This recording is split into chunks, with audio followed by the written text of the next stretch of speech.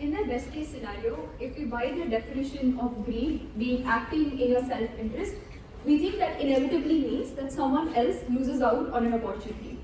And who is that someone else? I think it often ends up happening. It often ends up being people from underprivileged backgrounds who can't do anything about it, who can't act on that greed, even if they become aspirational. All they told us was that we help poor people because now at least they can aspire to earn more money. I mean, that's the case on either side of the house. We gave you numerous other motivators that are as good, if not more, that help these people to aspire right now. The issue becomes what was their mechanism for why these people will actively end up earning more money. Quite contrary to that, we proved to you why income inequality gets worse and these people are worse off. Two themes then in today's debate. Firstly, on personal growth development. Secondly, on the context of what is immoral and what is not. Firstly then, on personal growth and development. What did we hear from their side of the house?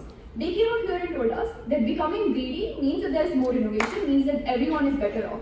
Two responses. I think the first thing we told you is that that's not inherently true because innovation often comes out of other motivating factors. But I think the second thing that we went ahead and told you in Prabhat's speech was that even if innovation comes out of things like self-interest, innovation ends up becoming worse on their side of the house. Because to innovate, you just don't need one person. You need people to come together. So the predominant notion should not be of self-interest, but should be of something that caters to the community well, so that at least you're able to do things that help everyone and like you can get diverse ideas and help more people out, right? But I think the second important thing that we told you under this clash, something that was brought up in my speech, unresponded to by their side, and now it's too late, was the idea of how if greed is characterized as something that as immoral, developed countries wouldn't think twice before they go ahead and pull away their resources from places like the developing world. That means that impacts like climate change that harm the most underprivileged developing countries of the world will be impacts that won't be sorted out. That means developed countries will close off their borders and internalize their wealth and not share that with anyone else, right? But at the end of this clash, I think it's clear to you that it is on our side of the house that we end up getting more personal growth and more development. Even if it comes at the expense of some rich people, I think that's fine as long as we make sure that poor people aren't worse off. Second thing then, on which side contextualizes immoral better. They come up here and tell us that have-nots become more and more aspirational. Two things they will tell you. The first thing we tell you is that they don't tell us how that's exclusive to their side of the house, right? We told you multiple other ways in which you can ask poor people or in which you can message poor people to become more aspirational. Things like community, things like family, etc. But I think second, we went a step further and told you that even if they become more aspirational, it's not just the people who don't have anything who become aspirational. It's also the people who have stuff who become aspirational, and it's more easy for them to act on it, right?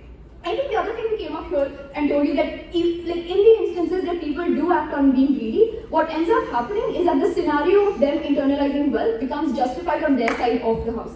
And the only other mechanism that people from underprivileged backgrounds have, things like social movements where they can pool their resources together, something that Prabhat brought up, gets unresponded to because of the fact that people don't value community support, don't value community belief as much as they do things like personal interest and self-growth, right? I think at the end of this debate, we need to realize that characterization of good and what is immoral does depend upon context. In this context, even if retrospectively change is taking time, I think we're going to be fine with it as long as we don't end up making the scenario worse. For all these reasons, very, very proud to oppose.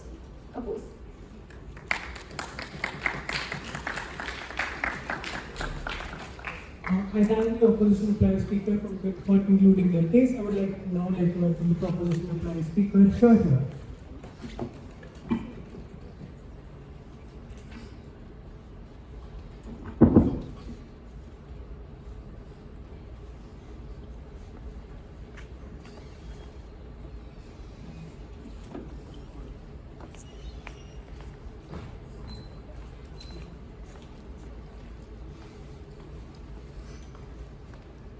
Starting in 3, 2, 1.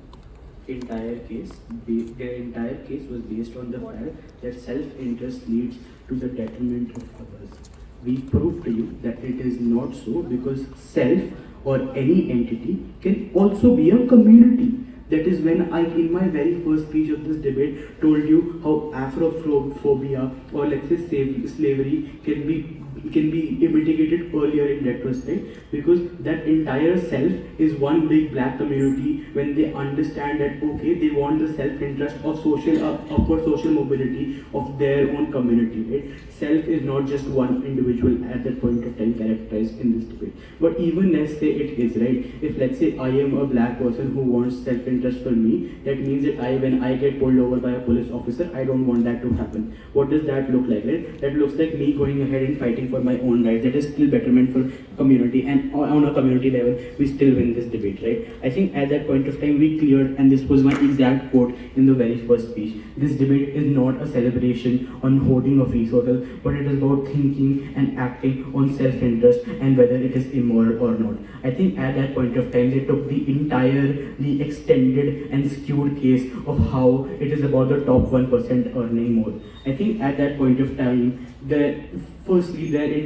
I did not get really anything to rebut from LO, but I think that even if, let's say, I take some things from DLO, that is their definition of greed, which is very late to come about in DLO, which is their characterization of greed being something that is post having sufficient resources, not defining what is sufficient. Then we questioned, then we've said that, okay, this is at several levels, what are those several levels, never characterized, never mechanized. I think at that point of time, even if we, let's say, buy that, okay, it is because they have some level of satisfaction and they want to go ahead more. What's wrong with that, right? If let's say I'm an Indian woman living in a backward community, if I'm earning 20,000 per month, if I have the ability and if I have the will, if let's say greed is a factor and then a motivating factor for me to go ahead, right? I think then the second major clash in this debate, identified correctly by side opposition, was innovation, right? And the only way that they characterized them winning on innovation was the fact that innovation is driven by a community, B, it's because that they want betterment for community or community at large, right?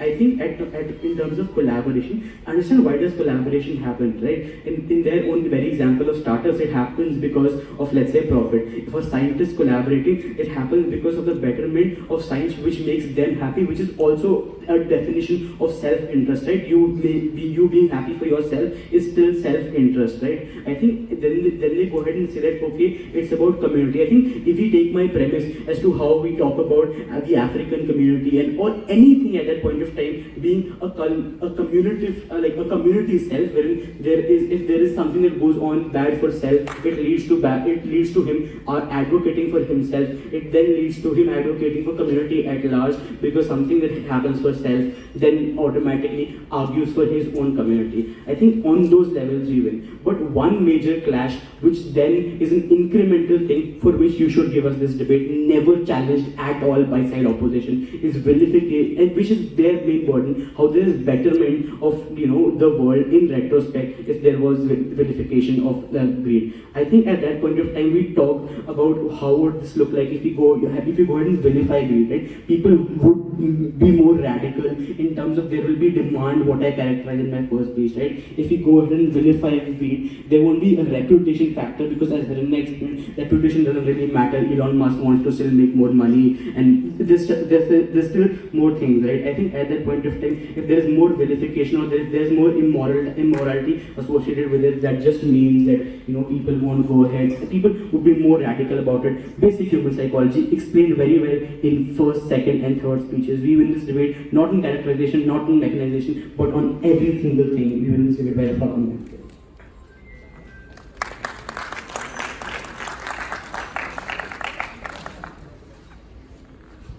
And the proposition applies speaker for the speech. You guys can cross over and shake hands. All the advocates are required to submit their